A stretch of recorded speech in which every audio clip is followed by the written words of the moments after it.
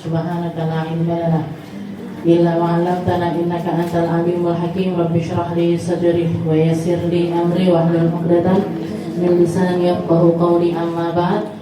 Alhamdulillah ala nikmatil Islam, alhamdulillah ala nikmatil iman, wa kafa biha min ni'mah. Alhamdulillah, segala puji bagi Allah Subhanahu wa taala. Kita kembali mengkaji tentang ilmu haid dengan harapan bisa mengajarkannya kembali, dengan harapan bisa memperbaiki taharah kita, bisa memperbaiki amaliyah salat kita sehingga lebih bisa teratur di dalam pelaksanaannya dan tidak sampai terjerumus ke dalam perkara-perkara yang salah. Karena seperti yang kita tahu, ibadah tanpa ilmu itu mardud, la tuqbalu. Dan orang berilmu, katanya para ulama itu orang berilmu, orang nggak berilmu mengamalkan maka amalnya tertolak. Orang punya ilmu nggak diamalkan, ini orang gila. Jadi orang gila itu orang punya ilmu tapi nggak diamalkan. Ini junun. Itu berarti karena dia tahu persis. Itu sama seperti waktu guru saya bilang, ada orang tahu kalau surat Al-Muluk itu bisa menyelamatkan dia dari azab kubur dengan segala kengerian yang ada di dalam amal kubur, dan dia nggak ngamalkan, sudah tahu ilmunya. Kalau keafdoliyahnya baca surat Al-Muluk setiap kali sebelum tidur tapi nggak diamalkan, ini orang gila. Kata guru saya. Berarti banyak sekali orang gila yang kita temui di seluruh dunia ini karena ngerti ngerinya neraka, ngerti nikmatnya surga, tapi enggan untuk melangkah masuk ke dalam perkara-perkara yang semacam itu. Ya, mungkin sama Allah Ta'ala digampangkan untuk nuntut ilmu dan digampangkan untuk mengamalkan segala macam keilmuan. Kita sampai masih di dalam bab, kalau kemarin kita bahas sudah tentang haid, masih pembukaannya haid ya. Setelah itu juga pembukaannya nifas serta dalilnya nifas sendiri. Setelah itu juga tentang istihadah dan bagaimana cara kita memilah-milah tentang darah istihadah itu globalnya dengan dua macam cara. Yang satu mumayyizah, yang satu lagi ghairu mumayyizah. Sekarang kita akan masuk ke dalam bab tentang sifatul haid. Sifatnya darah haid. Sifatnya darah haid itu dikatakan di sini, sifatu damul haid ya'ti bi'iddati sifat wa hiya as-sawad wal humrah wasyukrah wasufrah wal kudrah. Seperti yang kita tahu, dan mungkin sudah bolak-balik juga kita bahas, darah haid itu, yang namanya darah itu ya berwarna. Yang namanya darah itu sudah pasti berwarna. Dan di madhabnya Imam Syafi'i, darah yang dianggap sebagai haid itu dengan 5 warna. Yang paling kuat adalah as-sawad, hitam. Dan yang kedua adalah merah. Yang ketiga coklat. Yang keempat kuning, yang kelima adalah keruh. Keruh ini pun juga masih masuk kategorinya haid. Jadi paling kuatnya hitam, nomor 2-nya merah, nomor 3-nya coklat, nomor 4-nya kuning, nomor 5-nya keruh. Nah ini juga nanti kaitannya kita, kalau misalkan ada orang istihadah, setelah itu darahnya bisa dibedakan, yang kuat, yang haid, yang lemah, yang istihadah. Nah, jadi yang lemah ini gimana? Ya sudah, kalau di antara 5 darah ini tadi kita melihat berbagai macam darah, maka yang lemah atau yang lebih lemah, yang lemah atau yang lebih lemah, yang nggak bisa masuk di dalam kategori 15 hari 15 malam, darah itulah yang dianggap sebagai istihadah. Tapi darah kuat atau yang lebih kuat ataupun yang lemah ataupun yang lebih lemah, kalau masih ada di dalam masa 15 hari 15 malam, maka semuanya masih dianggap sebagai darah haid. Masih dianggap sebagai darah haid. Jadi kuat itu apa? Yang paling kuat itu apa? Hitam. Di bawahnya hitam apa? Merah. Setelah merah apa? Coklat. Habis coklat apa? Kuning. Habis kuning apa? Keruh. Nah, jadi ada kuat, ada lebih kuat. Ada lemah, ada lebih lemah. Nah, semuanya ini kalau masuk di dalam masa 15 hari 15 malam, maka semuanya dianggap sebagai haid. Tapi kalau enggak, maka ngelihatnya seperti itu. Oh, yang lemah dan nggak bisa masuk di dalam 15 hari 15 malam itu yang dianggap sebagai istihadah. Yang kuat atau yang lebih kuat, nah ini yang dianggap sebagai darah haid. Kayak saya kasih contoh, misalkan, ada orang keluar darah itu hitam, merah, coklat, hitam, merah, coklat, hitam, merah, coklat, terus sampai 20 hari. Hitam, merah, coklat, hitam, merah, selang-seling seperti itu selama 20 hari. Gimana ini? Yang haid yang mana? Yang haid yang mana? Hitam, merah, coklat, hitam, merah, coklat, hitam, merah, coklat, hitam, merah, coklat, hitam, merah, coklat. Coklat hari ke-15 itu hari terakhir di mana dia haid. Yang hitam setelah tanggal 15 itu yang dianggap sebagai istihadah. Jadi yang hitam yang di luar masa 15 hari itu yang dianggap sebagai Tapi ini masuk mumayyizah apa ghairu mumayyizah? Mumayyizah. Kenapa? Karena dia melihat perbedaan warna darah. Karena dia melihat perbedaan warna darah. Jadi kalau ada orang melihat perbedaan warna darah, melihat perbedaan warna darah ada yang bisa dibedakan, maka yang masuk 15 hari yang haid, yang nggak masuk 15 hari itu yang dianggap sebagai istihadah. Atau misalkan ada orang beda lagi, jadi keluar darah 20 hari, keluar darah 20 hari, tapi warnanya 5 hari pertama keruh, 5 hari pertama keruh, habis itu hitam, merah, coklat, hitam, merah, coklat, hitam, merah, coklat sampai 20 hari. Berarti mana ini? Yang istihadah mana? Yang 5 keruh di awal itu tadi. Kenapa kok? Padahal dia keluarnya di awal, karena dia adalah darah lemah. Maka yang lemah ini yang dianggap sebagai istihadah, yang kuat dan yang lebih kuat dan yang lemah, karena berarti kalau hitam, merah, coklat berarti kan yang kuat merah, yang lebih kuat hitam, yang lemah adalah coklat. Semuanya ini bisa masuk di masa 15 hari 15 malam, maka semuanya dianggap sebagai darah haid. Oke. Dan ini gambarannya banyak sekali. Jadi ini perlunya kita nyatet yang namanya masa-masa haid dan juga sifat-sifatnya darah haid. Ada haidnya tiba bi'iddah wa hiya ma bainal asfar wal abyad. Qad yakunu dam sakhinan wa qad yakunu natnan. Bahkan kalau dia juga bisa membedakan antara sakhin, sakhin itu deresnya, tingkat kederasannya, ataupun juga natnan itu amis, bau amis khasnya darah, maka itu pun juga bisa dibedakan. Tapi mungkin istilahnya enggak perlu sampai ke itu, enggak apa-apa. Tapi dari saking perhatiannya ulama dulu tentang haid, maka biasanya jadi orang dulu itu lebih gampang untuk membedakan darah karena nggak ada softtek. Kalau zaman sekarang itu kan pakai softtek. Orang pakai softtek itu biasanya darah yang keluar sama yang kelihatan di situ kena angin dan biasanya berubah. Biasanya merah, nanti tahu-tahu jadi hitam.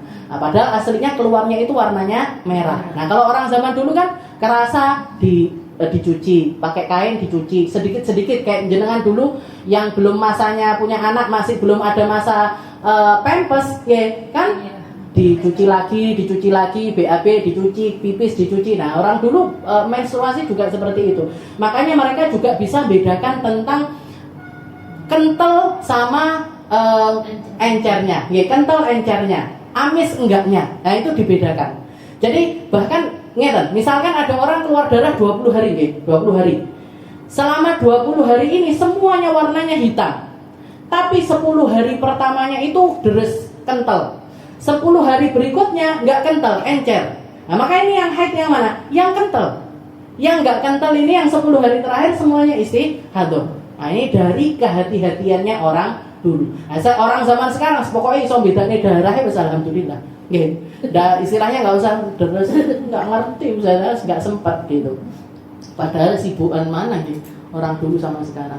Idza arafta ma taqaddam fa'lam anna al-asah min aqwali a'immatina Syafi'iyah anna al-qudrah wa sufrah haid. Lima riwayat Bukhari anna nisa kunna yab'athna li Sayyidah Aisyah radhiyallahu anha bid-durjah. Jadi di sini ada perbedaan pendapat di madhabnya Imam Syafi'i.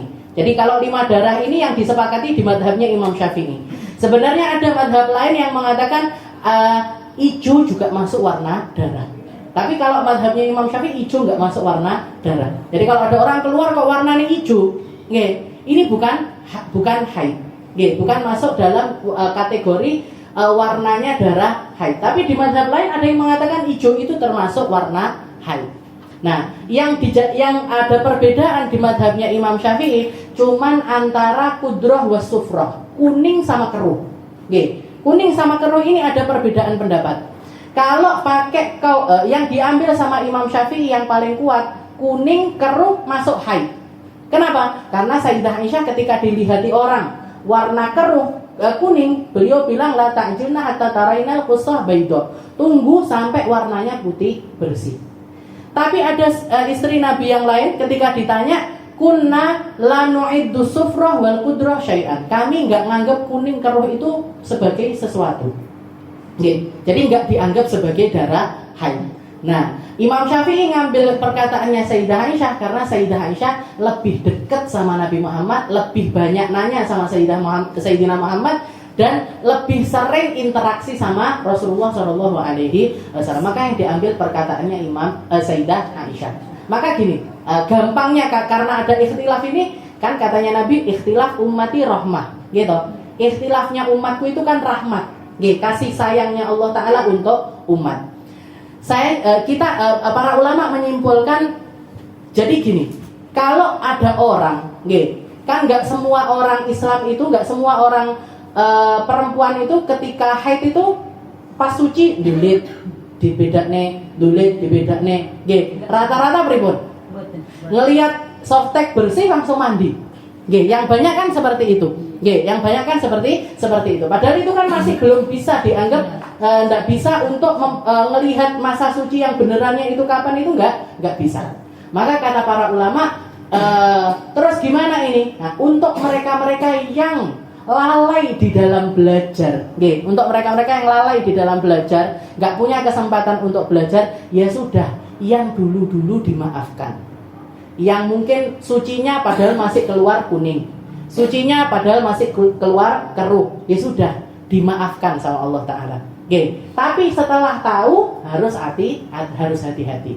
Gimana hati-hatinya? Setiap kali sudah mendekati masa suci, ngambil kapas satu dimasukkan sedikit, setelah itu dilihat. Kalau sudah putih bersih baru mandi. Kalau masih ada kuning, kalau masih ada keruh, jangan mandi dulu. Karena itu masih darah haid. Dan kalau kita mandi padahal darah haid itu masih keluar, mandinya nggak sah. Mandinya nggak sah, wudunya nggak sah. Kalau wudunya nggak sah, sholatnya juga nggak sah. Nah nanti ketika pas putih bersih nggak ngecek karena dikira sudah suci. Akhirnya pas wayai mandi malah justru nggak mandi. Akhirnya sholatnya dia selama antara suci itu sampai haid berikutnya semuanya nggak dianggap sah. Kan malah bledru Maria. Jadi malah jadinya nggak karu-karuan. Jadi itu katanya para ulama. Jadi as-sufrah wal kudroh ini ada perbedaan pendapat. Kalau misalkan yang kuat kuning keruh haid. Nah, tapi ada istri Nabi yang mengatakan kami nggak nganggap kuning keruh sebagai haid. Nah, seperti itu. Nah itu tentang kuning dan juga keruh. Setelah itu juga banyak perempuan itu keluar kuning keruh. Kuning keruh ini kan selain warnanya haid juga warnanya keputihan. Gitu. Orang kalau keputihan biasanya warnanya juga kuning, kalau nggak gitu juga keruh. Lah, gimana ini? Kalau misalkan ada orang keputihan, orang yang kebiasaan keputihan setelah haid. Nah, maka kalau misalkan dia mengalami haid, misalkan haid 7 hari, setelah suci 7 hari, hari ke-8 atau hari ke-9 keluar lagi warna kuning. Keluar lagi warna kuning. Gimana ini? Kuningnya ini haid apa keputihan? Kita lihat. Dilihat dulu orangnya. Kalau misalkan orang ini memang biasa keputihan dengan warna kuning ataupun keruh, jadi syaratnya orangnya ini perempuan yang biasa keputihan dengan warna kuning dan juga keruh, maka kuning keruh yang dia lihat setelah haid itu dianggap sebagai keputihan. Bukan lagi haid. Tapi kalau misalkan perempuan ini bukan perempuan yang biasa keputihan, atau perempuan yang biasa keputihan tapi warnanya putih, saya biasa keputihan tapi keputihan saya warnanya putih, bersih istilahnya, atau transparan gitu aja, nggak pernah kuning, nggak pernah keruh. Nah, berarti gimana? Maka kuning yang keluar setelah haid masih dianggap sebagai haid. Paham? Jadi kalau ada keluar kuning setelah masa haid, dilihat dulu orangnya. Kalau dia perempuan yang biasa keputihan dengan warna kuning, maka yang keluar setelah masa haid dianggap sebagai keputihan. Tapi kalau dia bukan perempuan yang biasa keputihan, atau biasa keputihan tapi warnanya bersih, maka kuning itu masih dianggap sebagai haid. Itu caranya bedakan kuning yang keluar setelah terjadinya haid. Nah, kita lanjutkan. Wal khamisan ad-damul ladzi tarahul hamil. Nah, idza ra'atil hamil daman yasluh ayyakuna haidun bi an balagha yawman aw lailah fal adhar min aqwali Imam Syafi'i radhiyallahu taala anhu li umumil adillah fi qul huwa ada. Jadi kalau ini nangani masalah perempuan hamil keluar darah, biasanya kan orang hamil itu nggak haid, gitu. Rata-rata biasanya perempuan kalau sudah, bahkan salah satu tanda kehamilan itu ya raful haidoh, terangkatnya haid. Seperti yang diceritakan sama ibunya Nabi, Sayyidah Aminah itu, katanya beliau, aku lama hamaltun Nabi, ketika aku hamil Rasulullah sallallahu alaihi wasallam, lam ajid alaman wala ilalan, katanya Sayyidina Habib Ali Habsyi di Maulid Simtud Durar itu diceritakan, saya ketika hamil Muhammad ini nggak kerasa berat, nggak kerasa sakit, nggak merasakan apa yang biasa dirasakan perempuan hamil. Yo nggak mual, ya nggak pusing, biasanya kan nyidam apa nggak ada sama sekali. Illa, tandanya taunya beliau kalau beliau itu hamil cuma satu.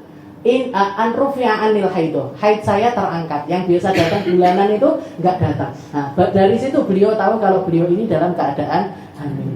Nah, tapi rata-rata perempuan hamil nggak haid. Tapi kalau misalkan ada perempuan hamil keluar darah, kalau ada orang hamil keluar darah, gimana ini? Di madhabnya Imam Syafi'i mengatakan perempuan hamil bisa haid. Karena dalilnya Allah Ta'ala mengatakan qul huwa ada, yas'alunaka 'anil mahid, qul huwa ada. Nanya orang-orang sama kamu wahai Muhammad tentang haid, katakan kepada mereka kalau darah itu adalah darah penyakit. Ya, darah penyakit bukan berarti orangnya sakit, tapi darah penyakit yang kalau dibiarkan di dalam akan bikin penyakit. Nah, maka berarti apa? Berarti orang hamil tetap bisa mengeluarkan haid. Nah, gimana caranya kita tahu kalau darah itu haid? Nah, syaratnya tetap sama kayak kalau perempuan biasanya, di atas 24 jam atau di atas 15 hari, di atas di atas 1 hari 1 malam, atau lebih tepatnya 24 jam. Jadi kayak misalkan ada perempuan usia kehamilan 5 bulan tahu-tahu keluar darah. Dilihat darahnya. Darahnya gimana, Bu? Saya keluar 5 hari misalkan. Saya keluar darahnya 5 hari. Tapi per hari itu cuma 2 jam. Nah, berarti nggak sampai 24 jam. Berarti cuma 10 jam, gitu. Cuma 10 jam aja. Berarti gimana? Istihadah. Tapi kalau misalkan saya keluar darah berapa lama? 7 hari. 7 hari terus-terusan keluarnya. 7 hari darahnya itu keluar terus-terusan. Berarti gimana? Ya sudah. Berarti itu adalah darah. Itu yang kedua. Ada mulai tarahul hamil. Wasadisan an-naqaul mutakhallil baina dima'il haid. Juga yang dibahas di sini adalah darah yang keluar menyela-nyelai antara darah haid. Darah yang ada di sela-sela darah haid. Jadi darah yang keluar jadi darah atau gampangnya suci antara dua darah. Ini dihukumi haid dengan dua syarat. Syarat yang pertama, tidak melebihi 15 hari. Syarat yang kedua, tidak kurang dari 24 jam. Jadi kalau ada perempuan mengalami suci di antara dua darah, mengalami suci di antara dua darah, maka darah itu dianggap sebagai haid dengan dua syarat. Dianggap haid dengan dua syarat. Apa syaratnya? Yang pertama, tidak melebihi 15 hari 15 malam. Misalkan, ada perempuan keluar darah haid 3 hari. 3 hari keluar darah, sehari suci. 3 hari keluar lagi, sehari suci. 3 hari keluar lagi, sehari suci. 3 hari keluar lagi, sehari suci. Terus seperti itu sampai selama sebulan. Gimana ini? Yang haid yang mana? Yang haid yang mana? Yang istihadah yang mana? Yang haid yang ada di masa 15 hari saja. Yang di atas masa 15 hari dianggap sebagai istihadah. Jadi syarat yang pertama, suci yang ada di antara dua darah itu, gabungan antara suci sama darahnya itu kalau digabung nggak sampai 15 hari. Kalau sampai 15 hari, yang sebelum 15 hari haid, yang setelah 15 hari adalah istihadah. Syarat yang kedua, darahnya nggak kurang dari 24 jam. Kalau kurang dari 24 jam, maka juga dianggap sebagai istihadah. Perempuan keluar darah 3 hari darah, sehari suci. 3 hari darah, sehari suci. 3 hari darah, sehari suci. 3 hari darah, sehari suci. Pas 15 hari. Tapi seperti itu modelnya. Jadi kurang lebih 5 harinya dia berhenti darah, 10 harinya keluar darah. Tapi dari yang 10 hari ini, per harinya cuma 2 jam misalkan. Saya keluar 3 hari saja, tapi jam 1 keluar, jam 3 berhenti. Jam 1 keluar, jam 3 berhenti. Nanti asar, maghrib, isya nggak ada darah sama sekali. Gimana ini? Nggak. 2 hari dikalikan 10 cuma 20 jam. Berarti gimana? Berarti nggak sampai 24 jam. Terus gimana ini selama 15 hari ini tadi? Semuanya dianggap sebagai istihadah. Semuanya dianggap sebagai istihadah. Kenapa? Karena nggak sampai 24 jam. Saya itu ngambil contoh-contoh ini dari kitab. Saya kira nggak ada orang kayak gini, itu nggak ada. Tiba akeh. Bukan cuma ada, banyak orang curhat, terutama yang setelah KB. Misalnya saya keluar sampai 20 hari. Tapi ya gitu, cuma encerit. Coba dikalkulasi, Bu, enceritnya ini berapa lama? Coba dikalkulasi, dihitung. Rata-rata itu kapan mulainya, kapan berhentinya? Paling itu nanti jam 9-an keluar, nanti jam 11 sudah berhenti. Nanti duhur sudah nggak ada apa-apa lagi. Gimana ini saya Ustazah? Sholat aja, Bu. Saya bilang kalau itu sudah berulang-ulang, kalau baru pertama kali dia harus berhati-hati, ditunggu dulu sampai 15 hari. Tapi kalau itu sudah berulang, bulan kedua kayak gitu juga main cerit, nggak sampai 24 jam, berarti gimana? Sholat aja, nggak usah pakai nunggu sampai 15 hari atau nunggu di atas 24 jam, langsung sholat aja. Nanti kalau memang terbukti dia ternyata haid, maksudnya di total kok lebih dari 24 jam, ya sholat-sholat yang dilakukan itu tadi, sholat yang dilakukan itu tadi, yang penting bukan ketika darah keluar, tapi di saat memang dia suci, dia sholat, maka nggak masalah. Katanya Imam Syafi'i itu nanti terhitungnya adalah sebagai sholat sunnah, dihitungnya kayak pahala sholat sunnah. Puasanya pun jadi pahala sunnah. Tapi tetap wajib diqadha. Tapi tetap wajib diqadha. Karena kalau di mazhabnya Imam Syafi'i, an-naqa bainad damain, suci antara dua darah itu masuk haid. suci di antara dua darah haid masuk haid. Kalau di madhabnya Imam Malik, suci di antara dua darah suci.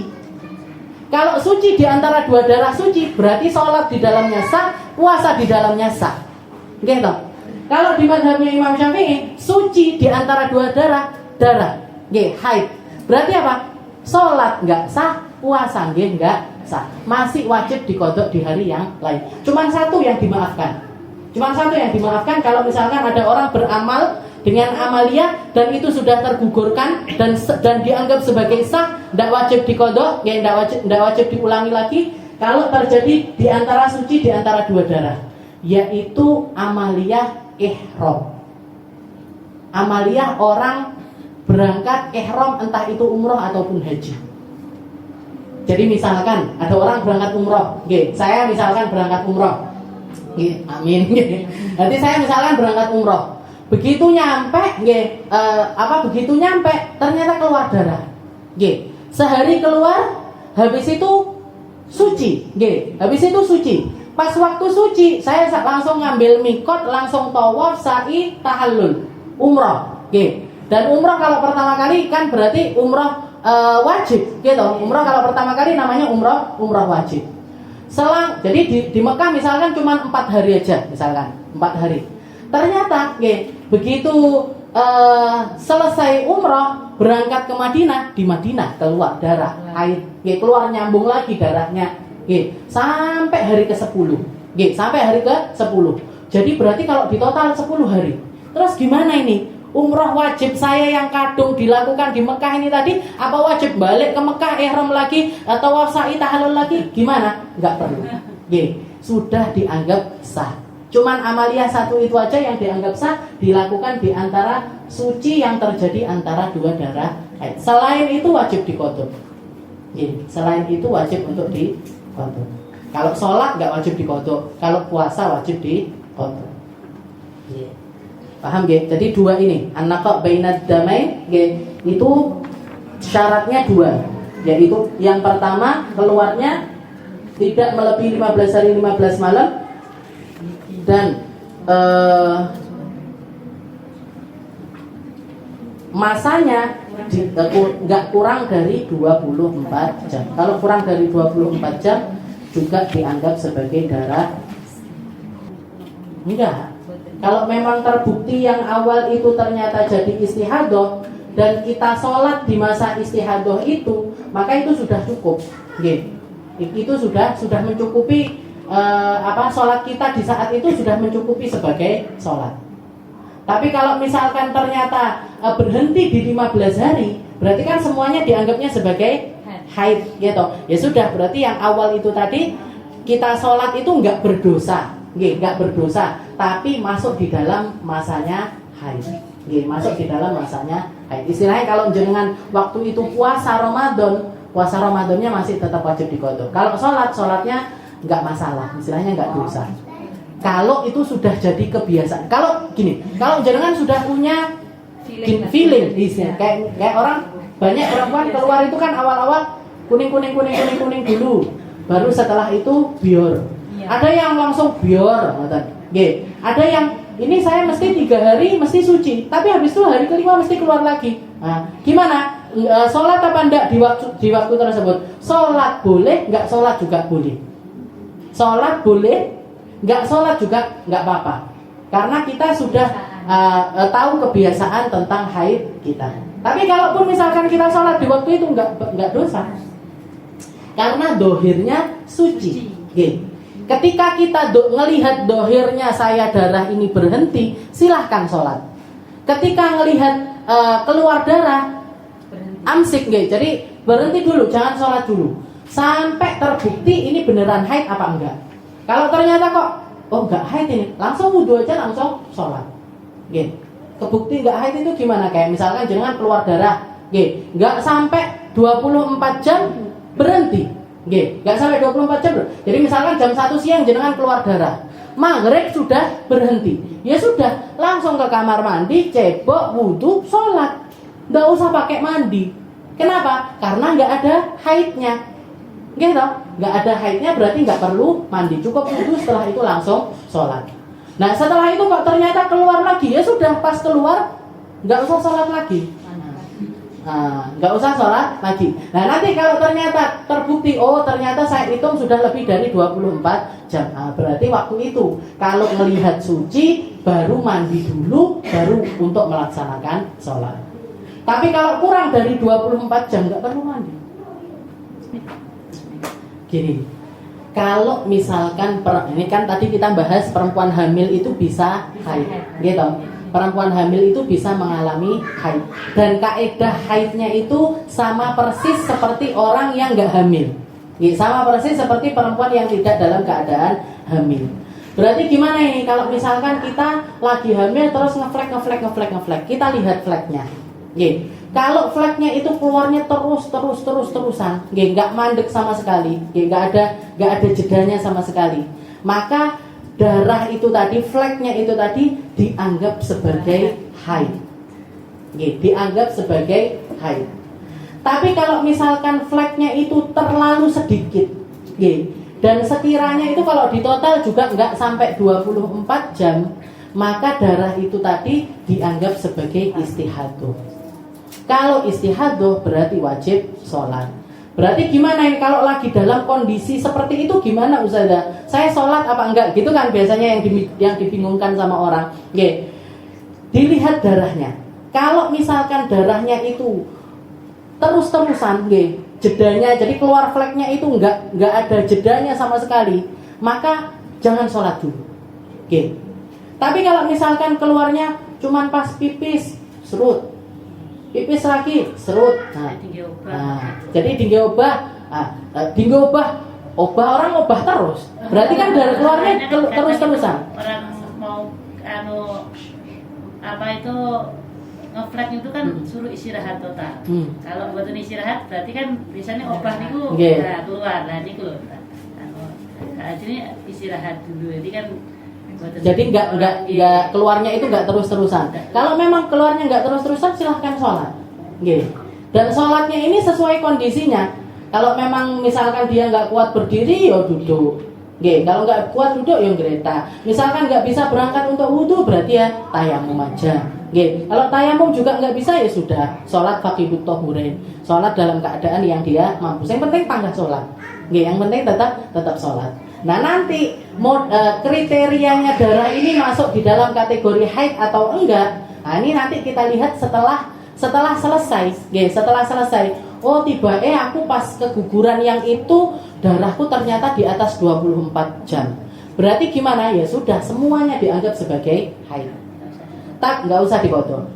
Tapi kalau misalkan aku keluarnya itu banyak sekali, istilahnya keluarnya itu cuma dikit banget, kayaknya nggak sampai 24 jam. Berarti gimana? Ya sudah dikodoi. Kalau memang waktu itu dia nggak sholat, berarti dikodoi sholatnya. Nah, nanti begitu dia keguguran, darah yang keluar setelah keguguran ini, misalkan setelah keguguran juga nggak langsung banyak, serit. Nah, tapi kalau untuk nifas, mujah itu langsung dianggap nifas. Sedikit sudah langsung dianggap nifas. Nggak sama. Jadi salah satu perbedaannya haid sama nifas itu, kalau haid harus di atas 24 jam.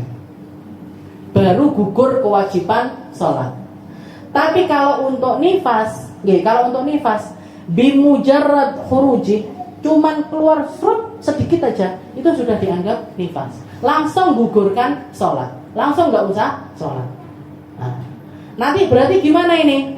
Kalau sudah lanjut sama nifas, saya ketika suci, setelah suci dari nifas ini mandi niatnya apa? Mandi niat wiladah, apa mandi niat nifas, apa mandi niat dari haid? Karena sudah gabung juga sama haid. Salah satunya sudah cukup. Jadi niat wajib itu, niat wajib itu satu aja sudah cukup. Nggak harus ya Allah saya niat mandi suci dari haid, juga dari nifas, juga dari wiladah, nggak harus. Satu aja sudah cukup. Bahkan ketika kita nawaitul ghusl li raf'il hadatsil akbar, ya Allah saya niat mandi suci dari hadas besar, itu juga sudah nggak perlu. Dan sesuatu yang wajib itu nggak bisa didobel, nggak bisa didobel. Jangan sholat zuhur ya Allah niat sholat duhur pisan asar. Nah, nggak bisa. Jadi sholat wajib itu sesuatu yang wajib itu ya sendirian. Jangan puasa wajib ya sendirian. Ya Allah niat poso ngodoi pisan Senin Kemis nggak bisa. Senin Kemis dewe Bu. Cuman kalau itu nepati harinya pahala sunnahnya itu ngikut. Tapi nggak boleh digabungkan. Wajib itu diwimpli. Niat kodok pisan niat kafarot pisan niat nadar tidak bisa digabungkan. Itu antara Anda melatih tarahu bainad damain. Jadi suci di antara dua darah itu semacam itu. Dilanjut nopo nih. Tanya-tanya aja. Ini agak panjang ini nanti. Masalah at-tuhur. Kalau tadi masalah haid, masalah darah-darahnya, nanti masalah masa suci. Jadi suci antara haid sama haid. Suci antara haid sama nifas. Suci antara nifas sama haid. Nah itu dewi-dewi dan kudu tarkis nopo seperti itu. Ini untuk juga ini umur haid, umur haid. Kalau ada minimal umur tadi kemarin, 9 tahun kurang 16 hari, tapi nggak ada maksimal usia haid, nggak ada maksimal usia haid. Jadi misalkan ada perempuan sudah menopause, saya umur 50 tahun sudah menopause, tahu-tahu umur 90 tahun keluar darah lagi, umur 90 tahun keluar darah lagi. Gimana ini darahnya? Kalau di atas 24 jam dianggap haid. Jadi nggak ada maksimal usia untuk haid. Walaupun biasanya antara umur 50 sama 60 tahun itu biasanya perempuan menopause, tapi nggak ada maksimal usia haid.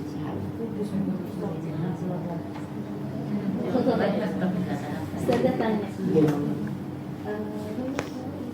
untuk wanita yang masih masa produktif, dia naik haji, biasanya sebelum keberangkatan itu kan minum pil penghenti haid, penunda haid itu. Nah, setelah minum, kemudian sudah sampai di tanah suci, di hari itu biasanya dia masa datang haid, kan gitu. Sudah berjalan, katakan ini hari pertama dia harusnya haid, tapi bukan 1, 2, 3, 4, 5. Kemudian masih rutin minum sesuai dengan dokter, tapi kemudian tiba-tiba ngeflat. Waktu itu yang saya alami waktu sholat duhur, tiba-tiba kok mau sholat duhur ada darah. Terus saya tanya dokternya, oh enggak apa-apa itu, enggak apa-apa. Terus sholatnya gimana? Tetap sholat gitu. Nah, setelah itu asar sudah berhenti, sholat asar sudah berhenti. Minum obat terus berhenti akhirnya. Bener minum obat. Jadwalnya minum obat kan jam 7 pagi sama jam 7 malam. Nah berarti ini kan datangnya ngeflag itu mau sholat duhur, itu ngeflag. Akhirnya saya ke dokternya, ke dokter mata, kemudian tidak apa-apa dilanjutkan, tidak apa-apa, artinya bukan haid ini, dikatakan seperti itu. Nanti ditunggu sampai asar gimana. Nah setelah mau sholat asar ternyata sudah buatan ngeflag lagi, iya. Dan seterusnya sampai alhamdulillah sampai selesai ibadah. Berarti sholat saya yang duhur tadi tetap sahnya. Sah, karena keluarnya nggak sampai 24 betul. jam. Kalau keluarnya nggak sampai 24 jam itu kalau misalkan kondisinya habis jenengan sholat duhur, asar masih keluar, maghrib masih keluar, isya masih keluar, sampai duhur lagi kok keluar terus, nah maka berarti seharian itu tadi dianggap sebagai haid. Tapi kalau begitu sudah masuk asar sudah berhenti, ya sudah berarti tetap. Dan ketika jenengan memutuskan untuk tetap sholat, sholatnya juga dianggap sah. Meskipun rutinitasnya hari-hari itu haid harusnya haid. Ditekan sama obat kan malah kemarin. Makanya minum obat penunda haid itu tidak boleh dijadikan sebuah kebiasaan. Nggak boleh dijadikan sebuah kebiasaan, karena itu berarti kita nggak ridho sama apa yang ditakdirkan untuk kaum perempuan. Tapi ketika kita berhajah punya hajat untuk memakai obat-obat yang seperti itu, syaratnya 2. 1, harus dikonsultasikan sama ahlinya, nggak boleh ngarang-ngarang nyari obat sendiri, nggak boleh. Yang kedua, nggak ada resiko. Istilahnya obat ini sudah dikatakan sama dokter ini obat yang aman. Jadi makanya harus konsultasi sama ahlinya. Harus nanti dilihat orang ini pasnya pakai ini, orang ini pasnya pakai ini, kan beda-beda tiap orang. Nah, kalau 2 syarat ini tadi terpenuhi dan cuma dipakai ketika berhajat saja, memang ada hajat untuk itu, maka nggak masalah. Dan nanti menghukuminya tetap sama seperti kaidah haid yang diajarkan sama ulama. Jadi kalau kayak tadi jenengan berarti kan nggak sampai 24 jam, cuma beberapa jam aja atau beberapa saat aja. Berarti nggak sampai 24 jam istihadah. Orang istihadah itu persis kayak orang suci, persis seperti perempuan yang suci. Nah, tapi kalau misalkan dulu waktu saya haji ada beberapa dari perempuan yang ngalami, jadi minum obat, tapi akhirnya ngeflag, di masa dia mau di masa dia waktunya haid itu keluar darahnya, dan keluarnya itu terus-terusan, Nah, tapi ya yang salahnya ini dia ketika kalau masalah obat ya konsultasinya ke dokter. Kalau masalah hukum sholatnya harusnya kan nanya sama orang yang ngerti. Dia nanyanya ke dokternya, orang Indonesia juga istilahnya yang nggak ngerti juga. Katanya dokternya sholat aja. Akhirnya apa? Padahal itu selama seminggu dia keluar terus ngeflag. Terus gimana? Jenengan sholatnya gimana? Ya setiap kali mau sholat, setiap kali mau ke haram saya mandi suci, habis itu tak sumpeli, habis itu wudhu, habis itu sholat. Nggak bisa. Dan itu keluarnya setiap waktu sholat itu, jadi ya kayak orang haid tapi agak sedikit gitu tak loh.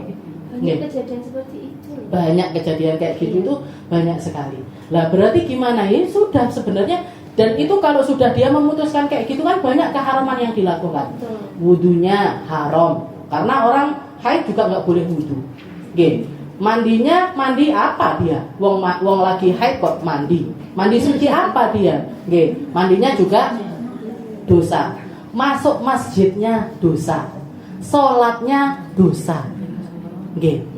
Jadi yang harusnya dia dapat pahala malah justru semuanya dapat dosa. Nanti masuk ke raudhah, masuk ke nggak karuan. Masuk tawaf. Mungkin kalau di Mekah malah tawaf ya kan. Tawaf kalau sa'i masih boleh. Orang sa'i itu tempat sa'i itu dulunya bukan masuk area masjid. Tempat tawaf itu memang area masjid. Kalau tempat sa'i masih ada yang mengatakan boleh kalau untuk sa'i. Tapi kalau untuk tempat tawaf nggak boleh. Jadi apa yang harusnya dia dapat pahala malah justru dapat dosa semuanya. Ini yang. Jadi makanya semuanya itu serahkan sama pakarnya. Kalau kita masalahnya tentang ilmu syariat, dia nanyanya sama ulama. Kalau kita masalahnya jenengan mau bangun rumah, jangan nanya saya. Tanya arsitek. Kalau mau bikin gawe, tanya wedding organizer GWO. Jadi tanyakan ke ahlinya, itu nanti bakalan dapat yang paling pas. Tapi dia tergantung. Seumpami posisinya kita kan tidak tahu itu nanti bakal yang metune pirang dino kan benar-benar. Dan posisinya itu kita harus menjalankan rukun-rukun hajinya. Minimal nunggu 24 jam. Jadi minimal kalau haid itu kalau jenengan lagi keluar darah, itu guru saya selalu bilang, Beb ini gimana? Kalau misalkan kita keluar tapi dikit-dikit ini gimana? Tunggu 24 jam. Tunggu 24 jam. Jadi misalkan keluar duhur, tunggu sampai duhur berikutnya. Jangan sholat dulu. Jangan sholat dulu. Nanti kalaupun misalkan kalau ngodok sehari kan nggak berat Nah, jadi minimal itu tunggu 24 jam. Kalau misalkan memang terbukti bakalan terus berarti haid. Kalau ternyata memang berhenti, ya berarti sudah boleh sholat. Sudah boleh sholat. Budiah ini tadi beruntung karena keluarnya ternyata sebentar.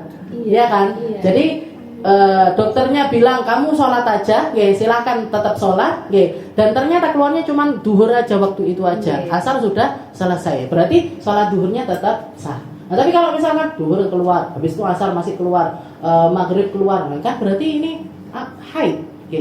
Jadi minimal kalau jenengan keluar kayak gitu, tunggu dulu, sabar dulu, jangan sholat dulu sampai 24 jam. Kalau setelah 24 jam terus, berarti haid. Kalau sebelum 24 jam ini berhenti, nah kalau sebelum 24 jam ini berhenti, berarti yo itu istihadah. Tinggal ngodoi sholat apa yang kita tinggalkan di saat itu. Okay. Tapi kalau ngeflag seumpama metune mek asar 2 jam. Enggak metu lagi sampai besoknya lagi asar metu lagi. Nah, itu tetap ditunggu dulu ya sampai 24 jam. Enggak usah menjaga. Sehari pertama itu aja nunggunya. Nggih, sehari pertama itu aja nunggunya. Misalkan setelah itu, sedino kok mek 2 jam. Nggih, ini kalaupun istilahnya lanjut sampai kita biasanya keluar darah kan ya paling 7 hari 8 hari. Kemungkinan nggak lebih dari 24 jam. Wes sholat aja. Nah, nanti cuman di waktu yang keluar itu aja jangan sholat. Nah, di waktu yang keluar itu aja jangan sholat. Nah, nanti kalau memang terbukti ternyata haid, ya ternyata haid, ya sudah, yang sholat ini tadi dimaafkan. Tapi kalau ternyata terbukti itu istihadah, sing dikodoi cuman yang yang waktu keluar darah itu aja. Gitu. Ada lagi. Iya, gampangnya gitu. Keluar darah pokoknya di masanya jangan sholat dulu, tunggu 24 jam. Tapi kalau misalkan berhenti, ya sudah langsung wudu langsung sholat. Kasus saya seperti tadi, itu tadi misalnya saya kok tidak sholat duhur, berarti kodok ke? Iya, dikodok duhurnya. Dan jenengan ngodoi duhur waktu itu mboten dosa, karena dohirnya keluar darah. Jadi misalkan jenengan waktu itu memutuskan untuk nggak sholat, nggak apa-apa. Iya, nggak apa-apa, karena dohirnya saya keluar darah. Orang keluar darah itu memang nggak boleh sholat. Nah, tapi kalau misalkan sholat pun, kalaupun misalkan sholat pun, sholatnya dianggap sebagai sholat yang sah, karena ternyata memang di waktu istihadah, bukan di waktu haid.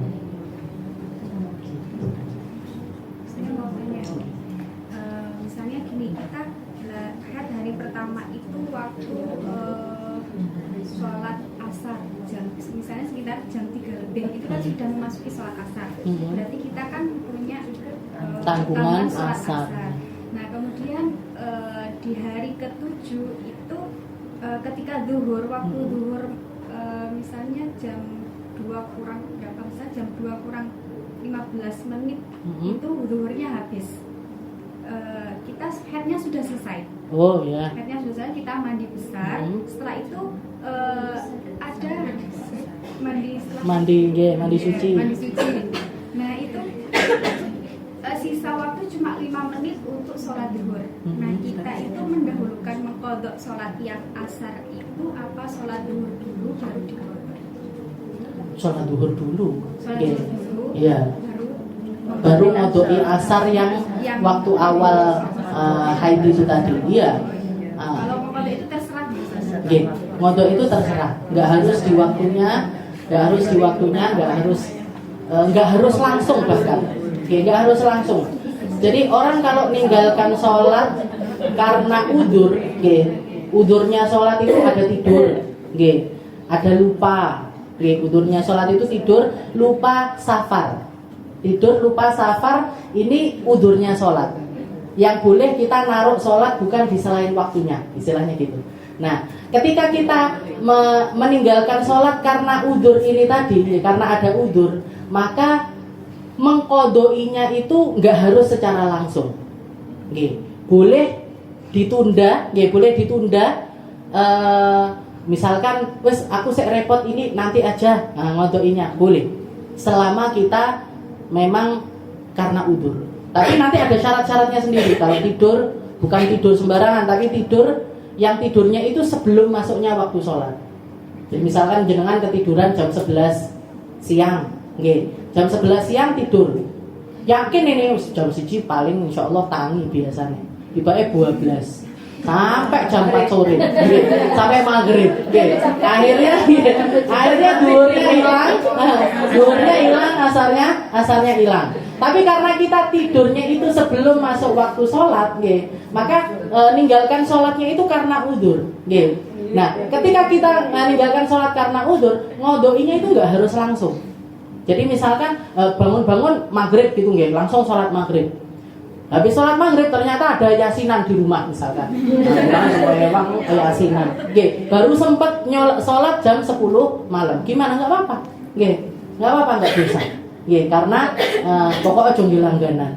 Rusak jam 11. Enggak gitu. Nggih, bukan disengaja, istilahnya seperti itu. Nah, tidur itu udzur sholat.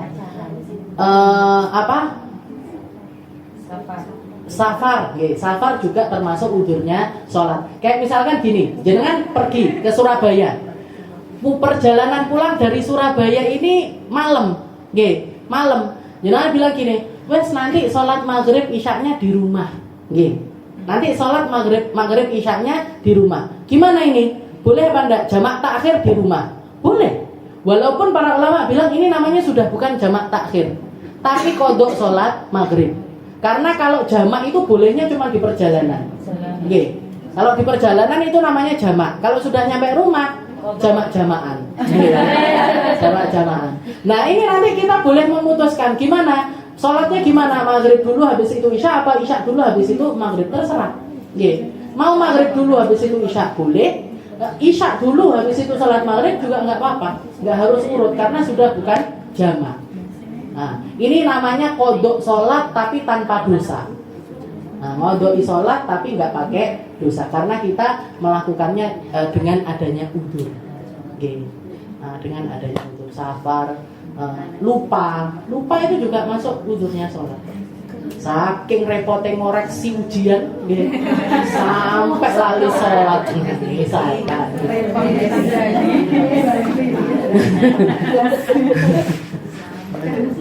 Nanti itu ada namanya turu'ul manik sama zawalul manik. Nanti juga kita bahas itu tentang kalau kita keluar darah di waktu duhur ini gimana. Nanti kita suci di waktu asar, suci di waktu subuh. Nanti kita bahas juga. Wallahu a'lam bishawab. Insyaallah kita lanjutkan di pertemuan selanjutnya.